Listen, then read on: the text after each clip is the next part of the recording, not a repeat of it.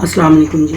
आज बात करते हैं कंडीशनल स्टेटमेंट्स के ऊपर। कंडीशनल स्टेटमेंट्स किस तरीके से काम करती हैं, कंडीशनल स्टेटमेंट्स का फ़ायदा क्या है। पिछले कुछ दिनों से जो प्रोग्रामिंग हम लोग करते आ रहे हैं उसमें ये था कि जितना भी कोड लिखा होता था वो सारे का सारा एग्जीक्यूट होता था और जितनी भी सी आउट स्टेटमेंट्स होती थी वो सारी की सारी प्रिंट होती थी।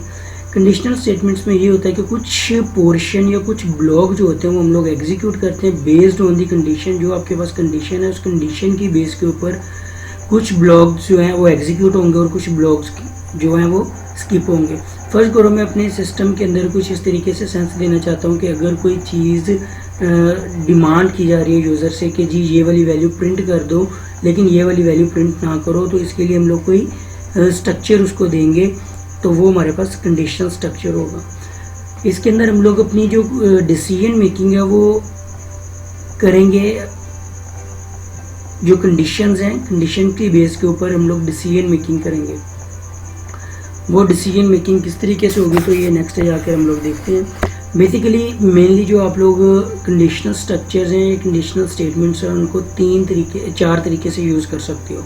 आप इसे मल्टीपल वे से यूज़ कर सकते हो लेकिन बेसिकली इसे आप चार तरीक़ों से यूज़ कर सकते हो। एक होता है सिंपल इफ़ स्टेटमेंट, जिसके अंदर सिर्फ इफ़ का पोर्शन एग्जीक्यूट होता है या नहीं या स्किप होता है। सिर्फ इफ़ का स्टेटमेंट एक कंडीशन होती है और उसी की बेस के ऊपर डिसीजन मेकिंग होती है। नंबर 2 पे आ जाता है इफ़ एल्स स्टेटमेंट या ternary operator. If else statement में ये होता है कि आपके पास इफ़ का पोर्शन अगर एग्जीक्यूट नहीं होता या इफ़ का पोर्शन स्किप हो रहा है तो एल्स का जो पोर्शन है वो एग्जीक्यूट हो जाता है अगर कंडीशन आपकी फॉल्स होती है तो।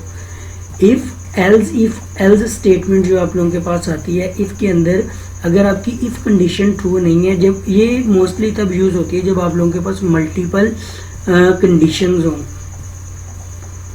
एक कंडीशन ट्रू नहीं होती तो दूसरी कंडीशन चेक की जाती है, अगर वो भी ट्रू नहीं होती तो तीसरी कंडीशन चेक की जाती है, अगर वो भी ट्रू नहीं होती तो एट द एंड जो आप लोगों के पास फॉल्स कंडीशन सारी कंडीशंस फॉल्स होने के बाद जो एल्स का पोर्शन है वो एग्जीक्यूट हो जाता है। नेस्टेड इफ़ एल्स के अंदर ये होता है नेस्टेड इफ़ या नेस्टेड इफ़ एल्स स्टेटमेंट, जिसे मल्टीपल वेज में यूज़ कर सकते हैं कि इफ़ के अंदर एक कंडीशन यानी कि नेस्टेड कंडीशन होती है। पहली कंडीशन ट्रू होगी तो फिर दूसरी कंडीशन ट्रू होगी तो ये काम करेगा। सिंपली मूव करते हैं हम लोग सिंपल इफ़ के ऊपर कि सिंपल इफ़ क्या है। सिंपल इफ़ स्टेटमेंट का सबसे पहले सिंटैक्स के ऊपर बात करते हैं। इफ़ एक रिजर्व वर्ड है जिसे C++ क्या करता है, समझता है कि ये कोई चीज़ है, ठीक है, इसकी प्री डिफाइंड मीनिंग है। इफ़ लिया इसके अंदर कंडीशन दी आप लोगों ने, कंडीशन आप लोगों के पास हमेशा क्या होगी, बूलियन एक्सप्रेशन होगी। बूलियन एक्सप्रेशन कुछ इस तरीके से होता है जो आप लोगों को ट्रू या फॉल्स के अंदर वैल्यू रिटर्न करता है। तो अगर तो इसकी वैल्यू ट्रू होगी तो ये जो स्टेटमेंट है ये एग्जीक्यूट होगी, अगर कंडीशन फॉल्स होगी तो ये जो स्टेटमेंट्स हैं ये इसे स्किप कर दिया जाएगा। अगर तो कंडीशन ट्रू है तो ये जो एग्जीक्यूट करेगी स्टेटमेंट, अगर कंडीशन फॉल्स है तो ये जो स्टेटमेंट है उसको स्किप कर दिया जाएगा।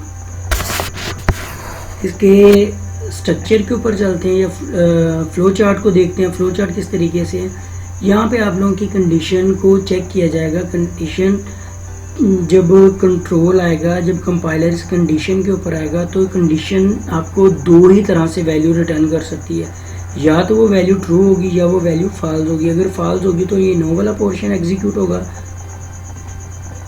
अगर कंडीशन ट्रू होगी तो ये आप लोगों के पास जो इफ़ की स्टेटमेंट्स हैं वो एग्जीक्यूट होगी। फिर देन आप लोगों का रेस्ट ऑफ प्रोग्राम के जो भी आपका प्रोग्राम है वो एग्जीक्यूट हो जाएगा। अब सिंपली हम लोग इसके प्रोग्राम की तरफ चलते हैं।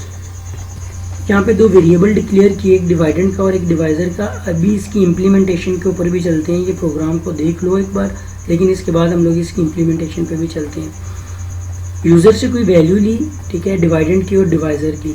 अब जो फर्स्ट वैल्यू है वो डिवाइडेंड के लिए होगी, जो सेकंड वैल्यू होगी वो डिवाइज़र के लिए होगी। यानी कि अगर यूज़र सेकंड वैल्यू को सेकंड वैल्यू की ऊपर हम लोग कंडीशन को देखते हैं कि कंडीशन क्या है। अगर divisor not is equal to 0, अगर तो ये 0 के इक्वल नहीं है जो डिवाइज़र है तो ये जो पोर्शन है ये एग्जीक्यूट होगा, अदरवाइज़ ये वाला जो पोर्शन है वो एग्जीक्यूट नहीं होगा। सिंपल इफ़ के अंदर ये होगा, अगर तक कंडीशन ट्रू है तो ये पोर्शन एग्जीक्यूट हो जाएगा, अगर कंडीशन ट्रू नहीं है तो ये पोर्शन स्किप कर दिया जाएगा और जो बाकी प्रोग्राम है वो एग्जीक्यूट कर दिया जाएगा। अब इसमें मसला ये आता है कि अगर तो ये कंडीशन ट्रू होती है तो ये प्रोग्राम, ये जो स्टेटमेंट है ये एग्जीक्यूट हो जाती है और यूज़र को पता चल रहा होता है कि जी ये वैल्यू एग्जीक्यूट होगी। अगर ये कंडीशन ट्रू नहीं होती, ये कंडीशन फॉल्स होती है, तो यूज़र के लिए कोई भी सेंस नहीं चलती। तो इस तरह के प्रॉब्लम से बचने के लिए हम लोग क्या करते हैं, जो सेकंड टाइप है हमारी स्ट्रक्चर की, इफ़ एल्स, उसे यूज़ करते हैं। इफ़ एल्स स्टेटमेंट या ternary operator. If else statement use की जाती है जब हमारे पास दो अल्टरनेटिव चीज़ें हों। जैसे कि सिंटैक्स के ऊपर आते हैं, कंडीशन है, अगर तो कंडीशन ट्रू है तो स्टेटमेंट 1 जो है वो एग्जीक्यूट करेगी, अगर कंडीशन फॉल्स है तो जो स्टेटमेंट 2 है वो एग्जीक्यूट करेगी। यानी कि स्टेटमेंट 1 स्किप कर दी जाएगी अगर कंडीशन फॉल्स होगी, और अगर कंडीशन ट्रू होगी तो स्टेटमेंट 2 जो है वो स्किप कर दी जाएगी। इसके फ्लो चार्ट के ऊपर चलते हैं। अब ये देखो, जैसा कि इफ़ वाले स्ट्रक्चर में हमने देखा था कि अगर कंडीशन फॉल्स हो रही थी तो वो डायरेक्ट ही निकल जा रहा था, ठीक है, जो रेस्ट ऑफ प्रोग्राम है उसकी तरफ, यूज़र से सिस्टम की तरफ से कोई भी यूज़र को वैल्यू या मैसेज नहीं मिल रहा था। जबकि इस स्ट्रक्चर के अंदर या इस स्टेटमेंट के अंदर आप लोगों को अगर कंडीशन ट्रू है या कंडीशन फॉल्स है, सिस्टम एक वैल्यू रिटर्न करेगा या एक मैसेज सिस्टम की तरफ से यूज़र को जाएगा कि ये जो पोर्शन है ये एग्जीक्यूट कौन सा हुआ है, इफ़ वाला पोर्शन एग्जीक्यूट हुआ है या एल्स वाला पोर्शन एग्जीक्यूट हुआ है। अगर तो यस होगी तो जो भी आप लोगों के पास कैलकुलेशन है वो परफॉर्म होगी और जो उसका रिजल्ट होगा वो शो हो जाएगा। अगर ये कंडीशन फॉल्स होगी तो जो भी मैसेज होगा एल्स वाले पोर्शन में वो डिस्प्ले हो जाएगा। इस प्रोग्राम के ऊपर चलते हैं तो प्रोग्राम में देखते हैं सिंपल वही चीज़ जो पिछले प्रोग्राम में हमने देखा था कि एक डिवाइडेंट है और एक डिवाइज़र है। यूज़र से दो वैल्यूज़ ली जा रही हैं, एक डिवाइडेंट के लिए और एक डिवाइज़र के लिए। दो वैल्यूज़ ले ली हैं। अब जो डिवाइज़र है, डिवाइज़र के ऊपर हम लोगों ने कंडीशन लगा दी है कि अगर कंडीशन में ये चेक किया जा रहा है कि अगर divisor not is equal to 0 है, कि अगर डिवाइज़र की जो वैल्यू वो 0 के इक्वल नहीं है तो ये कैलकुलेशन परफॉर्म होके जो भी इसका रिज़ल्ट होगा वो शो हो जाएगा। और अगर डिवाइज़र 0 है तो यहाँ पर ये मैसेज डिस्प्ले होगा कि division by 0 is not allowed. अच्छा, ये बात करते हैं टर्नरी ऑपरेटर की। टर्नरी ऑपरेटर क्या करता है, ये सिंपली आप लोगों के पास इफ़ एल्स स्ट्रक्चर की तरह ही काम करता है, लेकिन ये single line if else structure होता है। अभी इसमें सबसे पहली चीज़ ये कि यहाँ पर जो इफ़ का कीवर्ड है उसे स्किप कर दिया जाता है। सिर्फ कंडीशन आप लोग लिखते हो, जो भी आपके पास कंडीशन है, कंडीशन आपने लिखी, और ये जो क्वेश्चन मार्क है, क्वेश्चन मार्क से लेकर जो कॉलन तक का हिस्सा होगा ये आप लोगों के पास इफ़ का पोर्शन होगा। जैसे कि आप लोग स्टेटमेंट 1 लिख लेते थे इफ़ के लिए, लाइक दिस। ये मेरे पास था कि आपने इफ़ के अंदर कंडीशन लिखी, कंडीशन से लेकर एल्स से पहले तक क्या होता था, ये जितनी भी स्टेटमेंट था, ये जितना भी है, ये इफ़ का पोर्शन होता था। और कॉलन, फर्ज करो यहाँ पे कॉलन लगा हुआ है तो कॉलन के बाद वाला एल्स का पोर्शन है, तो ये हमारे पास एल्स का ब्लॉक होगा और ये हमारे पास इफ़ का ब्लॉक होगा। इसको प्रोग्रामिकली देखते हैं किस तरह से ये काम करता है। तो सिंपली वही मेरे पास दो वेरिएबल हैं, एक डिवाइडेंट और एक डिवाइज़र, ठीक है। दोनों की मैं वैल्यू ले ली, एक डिवाइडेंट की ले ली और डिवाइज़र की वैल्यू ले ली। अब फर्स्ट करो divisor not is equal to 0 है, यहाँ पे मैंने कंडीशन लगाई है, इफ़ का जो कीवर्ड है वो रिमूव कर दिया है। यहाँ पे इफ़ का कीवर्ड अब नहीं आया, डायरेक्टली कंडीशन लिखी है, कंडीशन के बाद क्वेश्चन मार्क, ठीक है, जो इसके सिंटैक्स में है, क्वेश्चन मार्क से लेकर कॉलन तक, यानी कि ये मेरे पास कॉलन है। अब ये सारी की सारी जो स्टेटमेंट है ये क्या है, आपका इफ़ का पोर्शन होगी। कि सीआउट के अंदर आप लोगों के पास इसको थोड़ा फॉर्मेटिंग की हुई है कि डिवाइडेड बाय डिवाइज़र और इज इक्वल टू, और यहाँ पे कैलकुलेशन परफॉर्म हो रही है। अगर ये कंडीशन ट्रू होती है तो, अगर ये कंडीशन ट्रू होती है तो ये वाला जो पोर्शन है ये एग्जीक्यूट होगा। अदरवाइज क्या करेगा, ये जो कॉलन के बाद का यानी कि एल्स का पोर्शन है उसे एग्जीक्यूट करेगा। सीआउट के बाद के division by 0 is not allowed. अब हम चलते हैं अपने प्रोग्राम की तरफ। प्रोग्रामिंग के लिए इसको चेक करते हैं कि किस तरह से आप इसे कर सकते हो। तो मैं डेव, तो ये यहाँ पे मैंने पहले से कुछ लिखा हुआ कोड है। सिंपली जो इन आप लोगों के पास लाइब्रेरी फाइल्स है वो इंक्लूड किए यूजिंग नेम स्पेस एसटीडी, और मैंने दो वेरिएबल लिए हैं, एक इंट डिवाइडेंट का और एक इंट डिवाइज़र का। सिंपली मैं यूज़र से क्या करता हूँ, सी आउट लेता हूँ,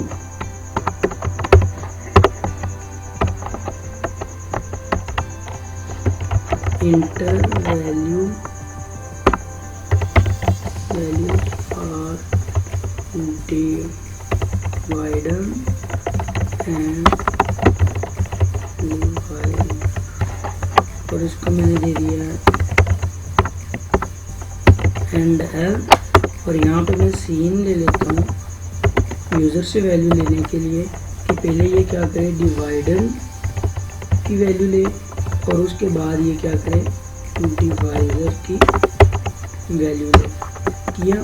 अब इफ़ का पोर्शन एग्जीक्यूट करते हैं। सबसे पहले हम लोग अपने इफ़ वाले पोर्शन पे चलते हैं, जो पहले हम लोगों ने सबसे देखा था कि इफ़ के पोर्शन में हमने कहा था कि अगर डिवाइजर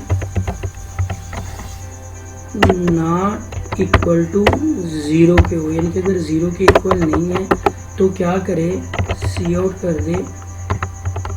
सिंपली मेरे पास क्या कि जो मेरे पास डिवाइडेंड है,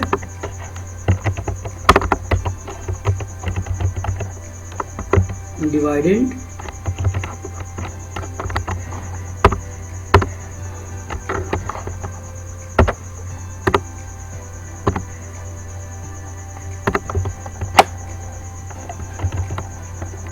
और डिवाइजर इक्वल टू, और यहाँ पे मेरी कैलकुलेशन परफॉर्म हो जाएगी डिवाइडर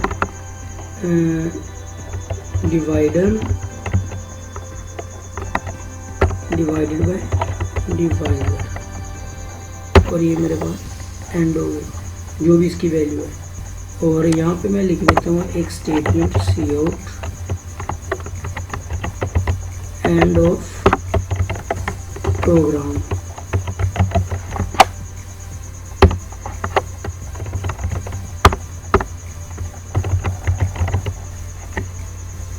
प्रोग्राम को एग्जीक्यूट करते हैं। कंपाइल किया, सबसे पहले कंपाइल किया तो ये यहाँ पर इसके कुछ स्टैटिस्टिक्स हैं कि जी हमारे पास एरर कोई नहीं है, वार्निंग कोई नहीं है।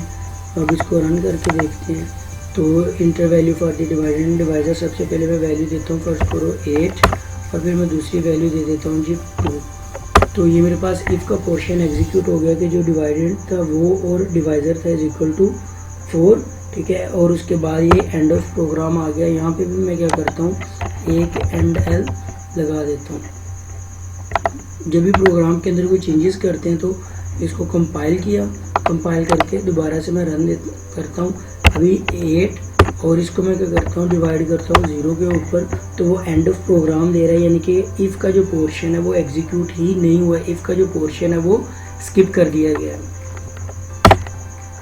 अब क्या करते हैं हम लोग, सेम यही चीज़ है, लेकिन जो दूसरा स्ट्रक्चर है हमारे पास इफ़ एल्स वाला, वो एग्जीक्यूट करते हैं। मैं यहाँ पर एल्स की बॉडी दे देता हूँ कि एल्स की बॉडी के अंदर हम लोग दे देते हैं cout division by 0 is not allowed. इसको मैंने हैंडल कर दिया। अभी मैं कंपाइल करता हूँ अपने प्रोग्राम को और इसे रन करता हूँ।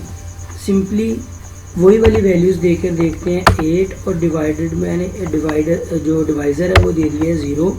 तो अब मेरे पास सिस्टम की तरफ से क्या आ रहा है, एक मैसेज आ रहा है कि division by 0 is not allowed. That's mean कि जो मैं इनपुट दे रहा हूँ सिस्टम को वो सही नहीं दे रहा, वो मेरे पास इफ़ का जो पोर्शन है वो एग्जीक्यूट ही नहीं कर रही। अगर तो कंडीशन आप लोगों की ट्रू होगी। अब यहाँ पर जो बात की थी हम लोगों ने बूलियन एक्सप्रेशन की, तो यहाँ पर देखो जो रिटर्न कर रहा है ये वाला जो एक्सप्रेशन है ये हमें या तो ट्रू दे रहा है या फॉल्स दे रहा है। अगर तो ये वैल्यू ट्रू हो जाती है तो ये वाला जो पोर्शन है वो एग्जीक्यूट हो जाता है। अगर ये जो एक्सप्रेशन है ये फॉल्स वैल्यू रिटर्न करता है तो एल्स वाला जो पोर्शन है वो एग्जीक्यूट हो जाता है। अभी सिंपली मैं इस प्रोग्राम को यहीं पर कमेंट्स करता हूँ।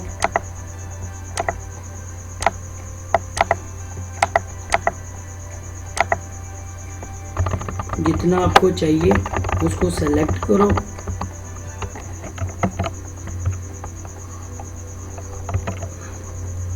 और इसको कमेंट कर दो।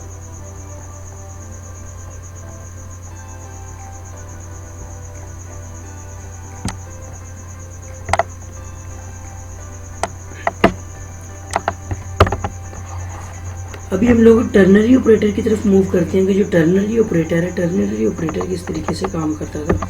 तो टर्नरी ऑपरेटर में बात की थी कि डायरेक्टली हम लोग क्या देते हैं, कंडीशन देते हैं, इसमें जो इफ़ का पोर्शन है उसे ख़त्म कर दिया जाता है। जैसे कि divisor not is equal to 0, अगर तो कंडीशन यही है, सिंपली कंडीशन वही है हमारे पास, लेकिन यहाँ पर दे देता हूँ मैं क्वेश्चन मार्क और ये कॉलन। ये आप लोगों के पास क्या है, टर्नरी ऑपरेटर का सिंटैक्स है। इसमें क्या होता है, सिंपली जो इफ़ एल्स स्ट्रक्चर है वैसे ही काम करता है। तो ये क्वेश्चन मार्क और जो कॉलन है, इनके दरमियान का जो ब्लॉक होगा ये इफ़ का ब्लॉक होगा। मैं सिंपली वही चीज़ लिख लेता हूँ, सी आउट, जो मेरे पास डिवाइडेंड है वो, और फॉर्मेटिंग भी मैं सेम एज इट इज़ कर सकता हूँ। जो मेरे पास डिवाइज़र है वो, और इज इक्वल टू, और यहाँ पर मैं कर देता हूँ डिवाइडेड बाय डिवाइडर। और यहाँ पे टर्मिनेट करने की ज़रूरत नहीं है, क्योंकि अगर टर्मिनेट करोगे तो ये स्टेटमेंट टर्मिनेट हो जाएगी। तो टर्मिनेशन हम लोग हमेशा एट द एंड लगाते होते हैं। तो ये कॉलन के बाद मेरे पास क्या आ गया, एल्स का portion, cout division by 0 is not allowed. तो यहाँ पे इसको मैं जाकर क्या करता हूँ, टर्मिनेट करता हूँ।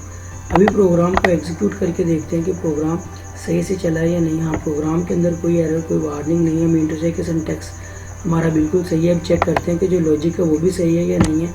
मैं इसको रन करता हूँ तो यहाँ पर मैं वैल्यू दे देता हूँ 8, और यहाँ पर मैं वैल्यू दे देता हूँ 2। तो ये देखो मेरे पास जो इफ़ वाला पोर्शन है वो एग्जीक्यूट हो गया कि 8 divided by 2 is equal to 4, और एंड ऑफ प्रोग्राम। यहाँ पर मैं इसको अगर थोड़ी सी फॉर्मेटिंग सही कर लूँ तो इसको मैं नेक्स्ट लाइन पे भी लेके जा सकता हूँ।